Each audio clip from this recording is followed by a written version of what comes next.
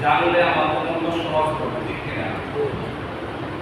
আমরা অনেকে কোরআন তেলাওয়াত করি, ফজরের পরে সূরা ইয়াসিন পড়ি, জোহরের পরে সূরা ফাতিহা পড়ি, আসরের পরে সূরা নাবা তেলাওয়াত করি, মাগরিবের পরে সূরা ওয়াকিয়া পড়ি, এশারের পরে সূরা হুজুর পড়ি, বা নামাজের মধ্যে পড়ি, নামাজের আগে পড়ি।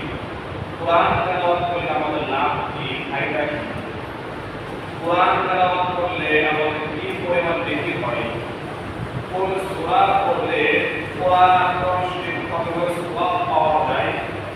এই বিষয়গুলো আমরা সকলেই কোরআন ও হাদিস থেকে জানার চেষ্টা করব, সকলে মিলে ইনশাআল্লাহ। আল্লাহ তাআলা পয়গম্বর বলেন, তোমাদের মধ্যে সর্বোত্তম ওই ব্যক্তি, মানে আমাদের মধ্যে সর্বোত্তম, সবচেয়ে দামি, সবচেয়ে উত্তম ওই ব্যক্তি। আমরা কার থেকে বলি আর নবীজি কাদের কথা বলেছেন? হাদিসের নাম্বার হচ্ছে বুখারী শরীফের 5027 নম্বর হাদিস। আবার এই হাদিসটা তিরমিজি শরীফের 2909 নম্বর হাদিস। বুখারী শরীফের মধ্যে আছে, তিরমিজি শরীফের মধ্যেও আছে। আল্লাহ তাআলা পয়গম্বর বলেন, "ফালিকুম মান তাআল্লামাল কুরআন।" সুবহানাল্লাহ। নবীজি বলেন, তোমাদের মধ্যে সর্বোত্তম ওই ব্যক্তি, যে ব্যক্তি আল্লাহ তাআলার কালাম শিক্ষা করে। যে ব্যক্তি আল্লাহ তাআলার কালাম শিক্ষা করেছে, কোরআন কারীম শিক্ষা করে, এদেরকে বলা হয় উত্তম, এদেরকে বলা হয় সবচেয়ে উত্তম ব্যক্তি। এবং ওয়াইলামা, যারা আল্লাহ তাআলার কালাম শিক্ষা করে আবার আরেকজনকে অপর বান্দাকে শিক্ষা দেয়, নিজে একবার শিখছে আল্লাহর মহব্বতে আরেকজনকে শিক্ষা দেয়, এরা হচ্ছে আল্লাহ তাআলার দরবারে সবচেয়ে উত্তম বান্দা-বান্দী। বলছিলাম আমরা তো কোরআন তেলাওয়াত শিখতে পারি নাই, আমরা তো শিখি নাই, আপনার যা পারেন তাই শিক্ষা দিবেন। বলে কাদেরকে শিক্ষা দিব? আমরা হুজুর, আপনার মতন হুজুর হিসাবে নিব না, আপনার মতন হুজুর হিসাবে আমরা নিব না। কাদেরকে দিবেন? আপনার বিবেকে আপনি শিক্ষা দিবেন। আপনার বিবে আছে না? আমাদের সবার বিবে আছে না? তাদের বিবে আছে, তাদের নাই তো নাই। আপনার বিবেকে আপনি শিক্ষা দিবেন, কোন হুজুর কি শিক্ষা দিব? আপনার যা পারেন তাই শিক্ষা দিবেন। আপনি তো পারেন বিসমিল্লাহির রহমানির রহিম, আপনার বিবেকে আপনি বলেন আমার সঙ্গে পড়ো বিসমিল্লাহির রহমানির রহিম। আমরা কয়টা বলছি? আপনি আপনার ছেলে সন্তানকে শিক্ষা দিবেন, বাবা আমার সঙ্গে পড়ো বিসমিল্লাহির রহমানির রহিম, আলহামদুলিল্লাহি রাব্বিল আলামিন। তুমি আমার সঙ্গে পড়ো। আপনি আপনার কন্যা সন্তানকে বলবেন, ও কন্যা সন্তান তুমি আমার সঙ্গে পড়ো আর-রাহমানির রহিম, মালিকি ইয়াউমিদ্দিন, ইয়াকা না'বুদু ওয়া ইয়াকা নাস্তাঈন। কলম ধরে বলে কি প্রশ্ন, আয়াত না হাদিস? তাহলে শিক্ষা দেওয়ার জায়গা আছে না নাই? জায়গা আছে না নাই? আছে। আল্লাহ আমাদের সকলকে ইলম শিক্ষা করা, কোরআন শিক্ষা করা, তৌফিক দান করে, অন্তরকে শিক্ষা দেওয়ার সুযোগ করে দেওয়ার সকল বলে আমিন। এবার আসেন, কোরআন পড়লে আমাদের ফজিলত কি, ফায়দা কি? সময় সংক্ষিপ্ত, সব হাদিসগুলো সংক্ষিপ্ত অল্প অল্প বলবো, সকলের ফজিলত কম। কোরআন পড়লে আমাদের ফায়দা কি, লাভ কি, ফজিলত কি? আমরা যারা পড়ি আমাদের কি ফজিলত হয়, না পড়লে কি ফায়দা? অনেকগুলো হাদিস কিতাবের মধ্যে আছে। এই হাদিসের সংখ্যা হচ্ছে, হাদিসের কিতাব হচ্ছে তিরমিজি শরীফের 2955 হাদিস। তিরমিজি শরীফের 2955 হাদিস। হাদিসের বর্ণনাকারী আব্দুল্লাহ ইবনে মাসউদ রাদিয়াল্লাহু তাআলা আনহু। আল্লাহ তাআলা পয়গম্বর বলেন, মান ক্বারাআ হারফান মিন কিতাবিল্লাহ, সূরা ফাতিহা। মান ক্বারাআ হারফান মিন কিতাবিল্লাহ, যে ব্যক্তি আল্লাহ তাআলার কিতাব থেকে একটি হরফ উচ্চারণ করে, একটি হরফ পড়ে, তাহলে তার আমলনামার মধ্যে নেকি যোগ হয়। ফালাহু হাসানাতুন ওয়াল হাসানাতু বিআশরি আমসালিহা, তার আমলনামার মধ্যে কি যোগ হয়? নেকি যোগে নেকি যোগ হয়। বলেন না সুবহানাল্লাহ। এবার আমরা জানবো একটা হরফ পড়লে কয়টা নেকি হয়। আসেন আমরা কোরআন থেকে জানি। সূরা আনআমের 160 নম্বর আয়াত। সূরা আনআমের 160 নম্বর আয়াত।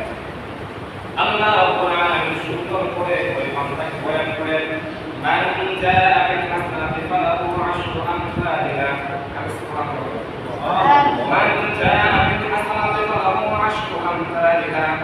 যেই ব্যক্তি একটি সৎ কাজ করে, একটি নেকির কাজ করে, আল্লাহর মহব্বতে নবীর সুন্নাত তরিকায়, তার আমলনামার মধ্যে 10 গুণ নেকি বৃদ্ধি করে দেওয়া হবে। যারা সুবহানাল্লাহ বলছেন তাদের ফায়দা হইছে না হইছে না? একটু কষ্ট করে সুবহানাল্লাহ বলবেন, নিজের লাভ হবে, হবে কি হবে না? বলা হয় কোন ব্যক্তি যদি একটি হরফ তেলাওয়াত করে, যেমন আলিফ, বা, তা, তা, জিম, হা, স, দাল, আমরা পড়ে কি করি না? আমরা পারি না? একটি হরফ তেলাওয়াত করতে দেরি বান্দা তোমার আমলনামার মধ্যে 10টা নেক আমল যোগ করতে দেরি হবে না। আল্লাহ কত সুন্দর ইহসানের পরিচয় দিয়েছেন, রহমানের পরিচয় দিয়েছেন, গফফারের পরিচয় দিয়েছেন, রহিমের পরিচয় দিয়েছেন। আল্লাহ রাব্বুল আলামিন আয়াতের শেষ অংশ বলেন, ওয়ামান জাআ বিস-সাইয়্যাতি ফালা ইউজা ইল্লা মিসলাহা ওয়া হুম লা ইউযলামুন। পক্ষান্তরে কোনো বান্দা যদি একটি কথা আমল করে, কথা আমল বুঝেন কি আপনারা? গুনাহ বুঝেন কি? অনেকে গুনাহ আমল বুঝে না। পক্ষান্তরে যে ব্যক্তি একটা কথা আমল করে গুনাহ কাজ করে, আমাকে একটু বলেন একটা গুনাহ কাজ করলে কয়টা গুনাহ লেখা হয়? আমরা জানলাম একটা নেকির কাজ করলে 10টা নেকি লেখা হয়, একটা হরফ করলে 10টা নেকি হয়। এবার আপনারা বলেন একটা গুনাহ করলে আয়াতের মধ্যে কি বুঝতেন? কয়টা গুনাহ হবে? মাশাআল্লাহ, বলে রাখবেন। আল্লাহ তুমি তাদেরকে কবুল করো, আমিন আমিন। একটা গুনাহ কাজ করলে একটাই গুনাহ হবে। দেখছেন দেখেন আল্লাহ তাআলা বান্দাকে কি করতে চান? আল্লাহ বলে, বান্দা আমি তোমাকে মায়া করে দয়া করে বানাইছি, জাহান্নামে দেওয়ার জন্য নয়, আমি তোমাকে বানাইছি জান্নাতে দেওয়ার জন্য। এই আয়াত থেকে স্পষ্ট আমরা বুঝলাম আল্লাহ আমাদেরকে মায়া করেন, মুহাব্বত করেন, দয়া করেন, কি করেন না। যদি এরকম হইতো একটা কথা আমাদের কারণে 10টা কথা আমল হইছে, তাইলে তো একেবারে ক্ষতি হইতো কি হইতো না। আর একটা নেক আমল করলে 10টা নেক আমল হয়। দেখছেন কি? তাহলে আমরা যদি 2টা নেক আমল করলে 10টা, 2টা হরফ করলে 20 নেকি হয়, 3টা হরফ করলে 30 নেকি হয়, 4টা হরফ করলে 40, 5টা হরফ করলে 50। যত হরফ আমরা তেলাওয়াত করব তত আমাদের আমলনামার মধ্যে নেকি হবে না হবে না? আল্লাহ পয়গম্বর বলেন, লা আকুলু আলিফ লাম মিম হারফুন। আমরা যারা সূরা বাকারা পড়ছি, সূরা বাকারার মধ্যে প্রথম আয়াতটা কেমন আসে? আমরা প্রথম আয়াতটা কিভাবে তেলাওয়াত করি? প্রথম আয়াত থেকে লেখা আছে আলিফ লাম মিম। পড়ছেন কিনা বলেন? মোটামুটি আমরা সবাই সূরা বাকারা মাঝখানে পড়ি বা আগে পড়ছি। দেখো এখানে লেখা আছে আলিফ লাম মিম হারফুন। আল্লাহর পয়গম্বর বলেন, আমি বলি না নবী, আমি নবী বললাম না যে আলিফ লাম মিম এক হরফ। নবী বলেন না যে আলিফ লাম মিম এক হরফ। নবী কি বলেন? ওয়ালাকিন আলিফুন। আমি নবী তোমাদেরকে জানাইতেছি আলিফ হচ্ছে একটা হরফ, আলিফ হচ্ছে একটা হরফ। ওয়ালাকুন হারফুন। আমি নবী তোমাদেরকে জানাইলাম লাম হচ্ছে একটা হরফ। মিম হারফুন। আমি নবী তোমাদেরকে জানাইলাম মিম হচ্ছে একটা হরফ। কোন ব্যক্তি যদি আল্লাহর দেওয়া জবান দিয়ে আল্লাহর মহব্বতে শুদ্ধ করে নবীর সুন্নাত তরিকায় একবার বলতে পারবে মুমিন। আলিফ লাম মিম। একটু বলেন না সূরা আলিফ লাম মিম। এই যে বলছেন, বলতে দেরি আপনি একাধারে 30টা নেকির মালিক হইতে দেরি হয় না। কোন ব্যক্তি যদি বলে আলিফ লাম মিম আলিফ লাম রা এখানে তিনটা হরফ আছে এই তিনটা হরফ পড়তে গেলে 30টা নেকি মানে হয় এখানে তিনটা হরফ আছে তিনটা হরফ পড়ার সঙ্গে সঙ্গে 30টা নেকি হয়ে যায় এরকম ভাবে যত আমরা হরফ তেলাওয়াত করব হরফটা পড়তে দেরি আমাদের আমলনামার মধ্যে নেকি ঢুকতে দেরি হবে না সুবহানাল্লাহ বলে বুঝেন আমরা যেগুলো করতে পারি না কোরআনের মাঝখান থেকে পড়তে পারি না জানি ওলা পড়তে পারি না আর বাবা তুমি কি পারো না বিসমিল্লাহির রহমানির রহিম বলেন তো বিসমিল্লাহির রহমানির রহিম মধ্যে কয়টা হরফ আছে কে পারো জন্য 19টা হরফ আছে একবার যদি পড়ে আমার সঙ্গে একটা মুহাব্বত সঙ্গীতে পড়ে তো আল্লাহ মুহাব্বতে বিসমিল্লাহির রহমানির রহিম 100,000 বই আছে কোরআনের আয়াত আছে হাদিস আছে এই যে একবার বলবেন বিসমিল্লাহির রহমানির রহিম আপনার আমলনামার মধ্যে 190 নেকি যোগ হইল সুবহানাল্লাহ দুইবার বললে 190 তিনবার বললে 190 চারবার বললে 190 পাঁচবার বললে 190 যদি ফজরের পরে 5 বার বলেন জোহরের পরে 5 বার বলেন আসরের পরে 5 বার বলেন মাগরিবের পরে 5 বার এশারের পরে 5 বার রাতে ঘুমানোর সময় 5 বার কি পরিমাণ ক্ষতি হবে না লাভ হবে লাভ হবে এই যে আমরা সূরা ফাতিহা পড়ি সূরা ফাতিহার মধ্যে আয়াত কয়টা হরফ আছে জানেন কি একবার কোন ব্যক্তি যদি পড়ে আউযু বিল্লাহি মিনাশ শাইতানির রাজিম বিসমিল্লাহির রহমানির রহিম এটা আমার সঙ্গে বলেন না আউযু বিল্লাহি মিনাশ শাইতানির রাজিম আমরা মুহাম্মদ বিসমিল্লাহির রহমানির রহিম আলহামদুলিল্লাহি রাব্বিল আলামিন আর রহমানির রহিম মালিকি ইয়াউমিদ্দিন ইয়াকা না'বুদু ওয়া ইয়াকা নাস্তাঈন ইহদিনাস সিরাতাল মুস্তাকিম সিরাতাল লাযীনা আন'আমতা আলাইহিম গায়রিল মাগদুবি আলাইহিম ওয়ালাদ-দাল্লিন এই যে বলছেন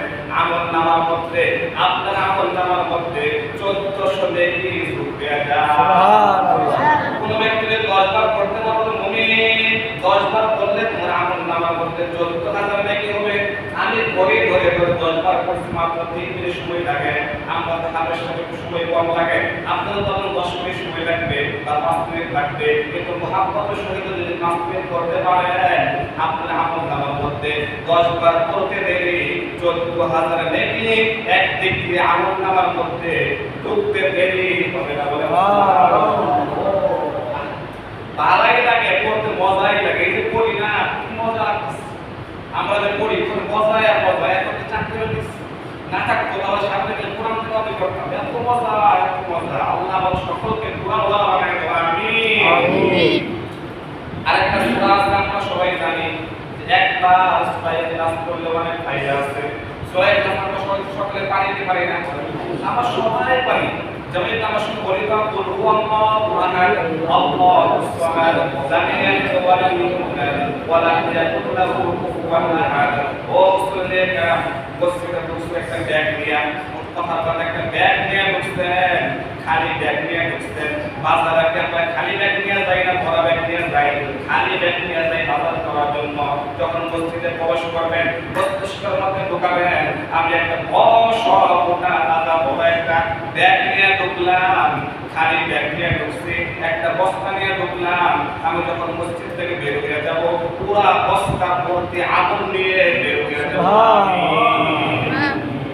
আল্লাহর পয়গম্বর বলেন মুসলিম শরীফের 771 নম্বর হাদিসের বর্ণনা আবু দারদা রাদিয়াল্লাহু তাআলা আনহু বলেন রাসূলুল্লাহ সাল্লাল্লাহু আলাইহি ওয়াসাল্লাম আয়াজিজু আহাদুকুম আইয়াকরা ফি লাইলাতিন সুরাতাল কুরআন আল্লাহ তাআলা পয়গম্বর সাহাবায়ে কেরামদেরকে আলোচনা করতে বলেন ওয়া সাহাবায়ে কেরাম বলো তোমাদের মাঝে এই রাতে এই পবিত্র কোরআন কারীমের 3 ভাগের 1 ভাগ তেলাওয়াত করা কি তোমাদের দ্বারা সম্ভব বলেন আমাদের যদি বফার দেওয়া হয় আজকে রাতে কোরআন কারীমের 3 ভাগের 1 ভাগ মানে 10 পারা তেলাওয়াত করা কি আমাদের দ্বারা সম্ভব সম্মানিত বড় বলতে সম্ভব খুব কঠিন আমরা মধ্যে মশলা কামড় করে যথেষ্ট গরম হয়, আবার এখানে কোরআন তেলাওয়াত করব, কোরআন তো এমনি করতে পারি না, আবার 10 পারা পড়তে হবে, অনেক সময় লাগে। আমরা হাবেশা 10 পারা পড়তে আমাদের অনেক সময় লাগে।